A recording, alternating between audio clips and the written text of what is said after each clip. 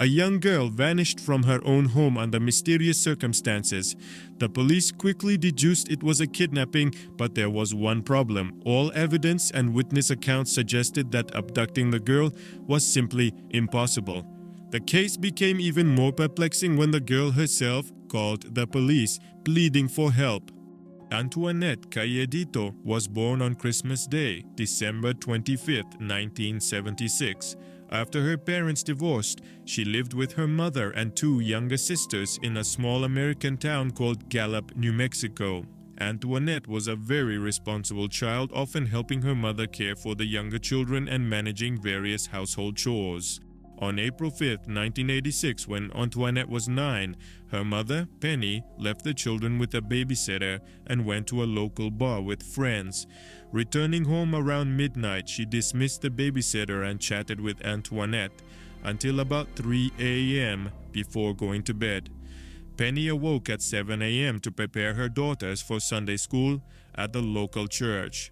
To her surprise, Antoinette was nowhere to be found. Initially, Penny thought her daughter might have gone outside to play, but all of Antoinette's clothes and shoes were still at home. It seemed unlikely that she would venture out barefoot and in pajamas. Approaching the door, Penny noticed it was unlocked, which was odd as she distinctly remembered locking it after the babysitter left. Additionally, the transparent protective screen door was also found unlocked. Stepping into the yard, Penny couldn't find her daughter. She walked along the street, questioning neighbors, but none had seen Antoinette. Soon, several neighbors joined the search. Together with Penny, they canvassed the entire neighborhood. They lived in a remote area, so they quickly covered every home and street. Unfortunately, their efforts were fruitless. It was as if Antoinette had disappeared without a trace. By 11 a.m., Penny decided to call the police. However, she faced an absurd obstacle. The 911 operator informed Penny that she must wait 8 hours before filing a missing child report. Regrettably, this was indeed policy at the time, so she had no choice but to wait. When the police finally commenced their search for Antoinette, they began by interviewing neighbors. Since Penny had already spoken with nearly every resident in the area, the officers were unable to gather any valuable information. One elderly woman reported seeing a brown van with local plates approach the Cayedito home between 6:30 and 7 that morning. A man exited the vehicle and headed to the door. However, the neighbor didn't continue watching and stepped away from the window. She explained to the police that relatives and friends frequently visited the Cayedito home, as they had a large family and guests were a common occurrence. Another neighbor confirmed that people often came to the house, both day and night. The police interviewed all of Antoinette's local relatives, but none knew anyone who owned a brown van. Officers also spoke with Antoinette's friends of similar age, and here they finally found a lead. Local boys informed the police of rumors circulating in their neighborhood. According to this information, a 62-year-old man named Wesley Daniels had repeatedly harassed boys aged 9 to 11. The boys were afraid to tell adults about these incidents, but decided to confess after Antoinette's disappearance. It turned out that Daniels regularly took the boys on nature hikes where he coerced them into inappropriate acts. The police promptly arrested him, but Daniels denied any involvement in Antoinette's disappearance. Furthermore, local children stated that Daniels never took girls on these outings, leading investigators to suspect he was only interested in boys. Lastly, Antoinette's mother mentioned seeing Daniels the morning of her daughter's disappearance while she searched the neighborhood with other residents. This indicated that Daniels had no opportunity to take and hide the girl. Consequently, the police charged Daniels with the molestation of 4 boys, but his connection to Antoinette's disappearance seemed unlikely. The police only began searching the local area for the girl the following day. Officers, together with Antoinette's relatives and other volunteers, scoured a vast area surrounding their neighborhood, but found no clues. Around the same time, Antoinette's father, Larry, provided investigators with new information. Antoinette's younger sister, Sadie, revealed that someone knocked on their door twice that night. The first time, both girls awoke to the knocking and approached the door, but didn't open it. They couldn't see who was outside, and the voice was unfamiliar, so they went back to sleep. When the unknown person knocked a second time, Antoinette went to the door alone and soon returned. The girl, then 8, couldn't provide any additional information, and her account offered little help to the police. By then, they believed Antoinette was likely kidnapped rather than having left home of her own accord. But how could the perpetrator have silently enticed her outside? They had no answers. Nearly a year passed since the girl's disappearance. During that time, the police made no substantial progress in solving the mystery until a sudden breakthrough. A call came into the Gallup police station. The operator heard a young girl's voice say, "My name is Antoinette Cayedito. I'm in Albuquerque." The operator tried to extract more precise location details, but the girl couldn't respond further. In the background, someone yelled, "Who gave you permission to use the phone?" The girl screamed, and the call abruptly ended. Unfortunately, the police couldn't trace the call as it lasted less than 30 seconds. However, they had a recording of the conversation, which they immediately played for Antoinette's mother. Penny had no doubt it was her daughter on the line. She recognized her voice and even the way she pronounced their surname. Although Albuquerque was only 140 miles from Gallup, the police had no means of pinpointing Antoinette's whereabouts. Additionally, they considered the possibility that the call was a cruel prank, though such incidents were regrettably common. In the end, the case was shelved for another 4 years until a new lead emerged. A waitress from Carson City, Nevada, called the police. She recounted that a man, a woman, and a teenage girl came into her cafe. While they sat at the table, the girl repeatedly dropped cutlery on the floor. Each time the waitress bent down to pick it up, the girl would grip her hand tightly for a few seconds. After the customers left, the waitress found a napkin on the table with the words, "Help me, call the police," written on it. She did as instructed.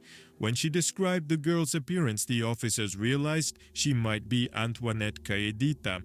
Her description and estimated age fit perfectly. But again, there was a problem. Neither the girl nor the adults with her could be found. After this incident, the police decided to thoroughly review Antoinette's case. They re-interviewed all her relatives, which led to something truly unusual. Wendy, Antoinette's youngest sister, shared new information. Wendy was only 5 years old when her sister disappeared. By the time the case was reopened, she was 10. Wendy suddenly told detectives that she had witnessed the abduction that night but was too scared to tell her mother or the police.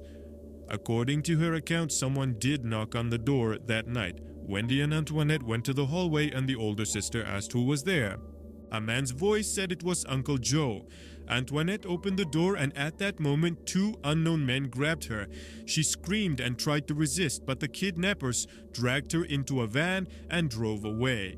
This story gave the investigation new momentum.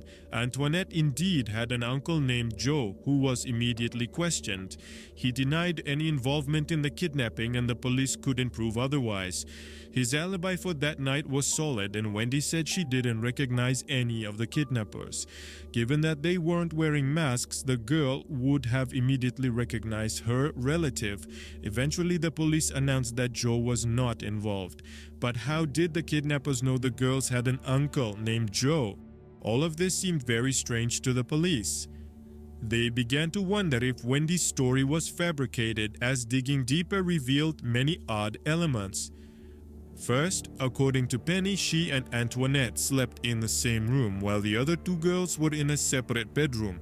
Wendy claimed she and Antoinette went to the hallway together. It's possible the girls were in different rooms and met on the way to the door. But how do you explain that neither the mother nor the 3rd sister heard Antoinette's screams?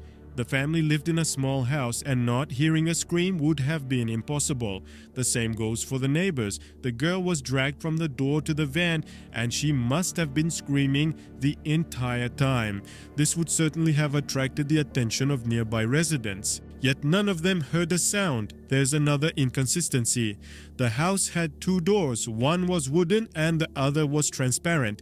If Antoinette had opened the first door, she would have immediately seen the men standing there. Since they were strangers, she wouldn't have opened the second door and would have closed the first. Furthermore, the neighbor who saw the van that morning only noticed 1 man. Yet Wendy's story involves 2 men. Therefore, Wendy's account doesn't align well with reality.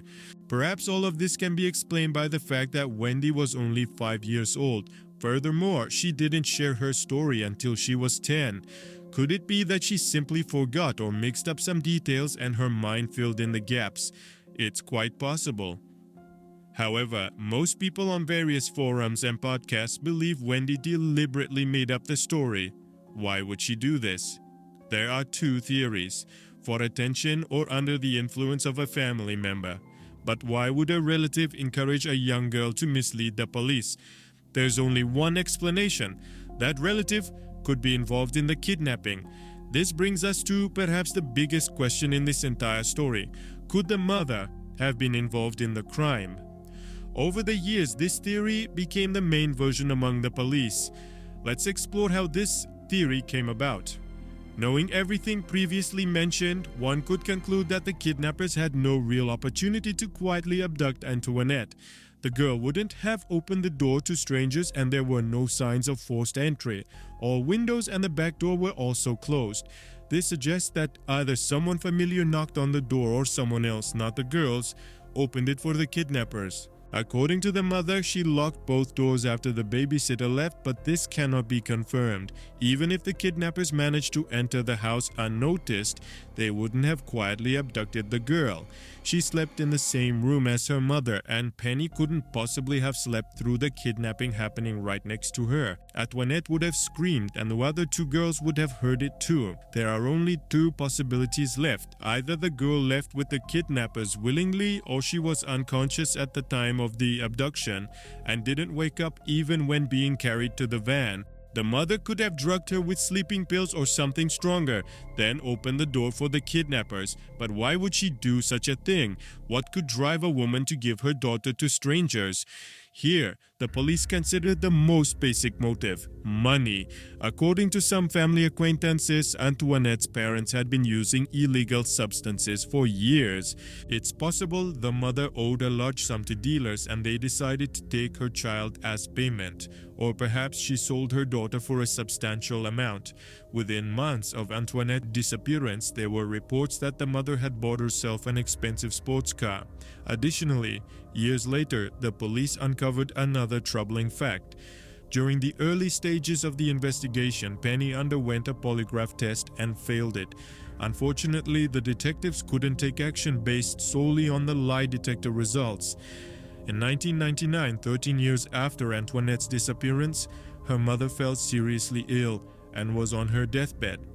Detectives hoped the woman would reveal the truth at the end of her life, but they didn't reach her in time. Penny died in the hospital, taking almost all hopes of solving this mystery with her.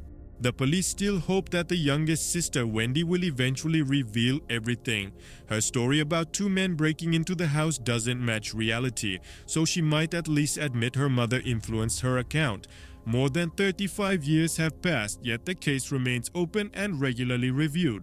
Investigators have little doubt that the mother had a direct role in the girl's disappearance. The question is whether detectives can reach the other participants in this crime and solve the details. What do you think happened to Antoinette that night? Share your thoughts in the comments and don't forget to like this video if you enjoyed it.